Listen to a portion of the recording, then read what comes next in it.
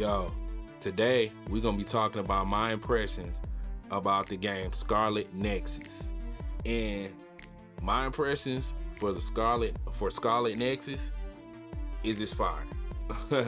And maybe one day I'll do impressions on a game that I think is whack. But for right now, every game I'm playing, I'm choosing to do the impressions on is fire. So let's get into it. Scarlett Nexus is fire. And if y'all watch my impression videos, y'all know that I'm a sucker for gameplay. And the gameplay on Scarlett Nexus is fire. I'm trying to think of how I can describe the gameplay. So the gameplay with Scarlett Nexus, it reminds me of Devil May Cry mixed with Final Fantasy. Let me see, what else could I put in there? It reminds me of Devil May Cry and Devil May Cry, Final Fantasy, and Persona. And I know y'all looking like, what the hell is that? But it's a fire formula. Like it's pretty cool. It's pretty fire how it all comes together. So it comes together so smooth because you got a team. You basically got a team of 3 or 4. You got like 4 characters. Once you get more of the most of the characters in the game, you fight with 4 characters. But the whole setup is basically 4 characters all have powers, right? So the 4 characters all have powers, and you basically got to utilize those powers for your character as you play. So you might see something that's invisible, right? So if you see something that's invisible, you can use this character that uses clairvoyance. They call it clairvoyance, and it's green. So you would press a button. I think you would hold R1. But anyway, you would press the button that correlates with the power that you need at that time for you to beat said enemy. So in this instance, like I said, you'll have an invisible enemy, so you'll have to use the clairvoyance power.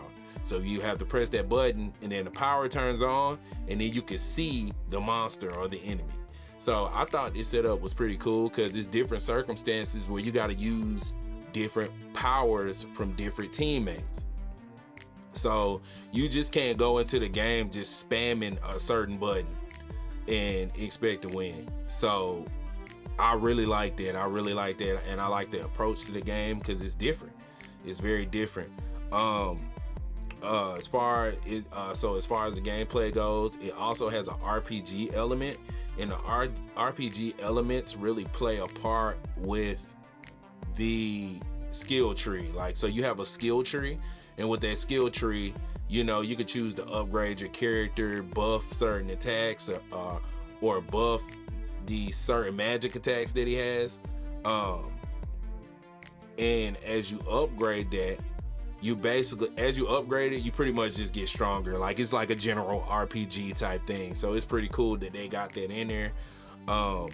So like I said, the elements of this game is very different because the Devil May Cry aspect of it kind of comes in. It seems like a hack and slash, like a simple hack and slash at first. Like, oh, you're just running around, you're pressing box and you're just slashing people and you're killing the enemies, right? Well, the thing is, they switch the whole game up when they throw in the people that have powers, and then your powers develop. So then you can't just go into the game hacking and slashing and winning and beating all the enemies and characters. Like I said, once again, it's cool, and it's a different spin and take on an RPG / hack and slash game. You really don't see many of those nowadays. Now, for the story, let's talk about the story, right? So the story with this game, I really like the story.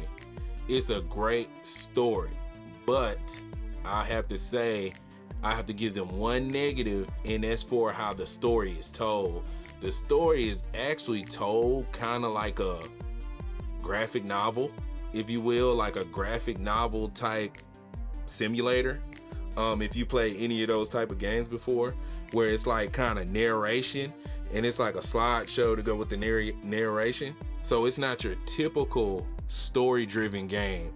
So imagine this, right?